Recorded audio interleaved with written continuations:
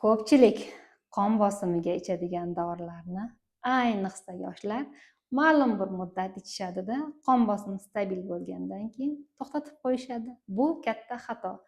To'satdan qon bosimini yuqoriga chiqib, kriz berish holatlari shunda uchraydi. To'satdan infarkt, insultlar ham shu holatda uchraydi. Siz qon bosimiga ichadigan doringiz faqatgina qon bosimini tushirmaydi. Bu qon tomirlar devorini mustahkamlaydi. Ayniqsa yurakning chap qorinchasini qalinlashib ketishini, erta infarkt asoratini oldini oladi. Sizga qon bosimi tashxisi qo'yildimi? Bo'ldi. Qon bosimingizga shifokor dori tavsiya etdimi? Muntazam ichib turishingiz shart. Ichishimizdan maqsad infarkt, insult xavfini oldini olish. O'zingiz sog'ligingizga befarq bo'lmang. Har bir inson o'z sog'ligi uchun o'zi javobgar.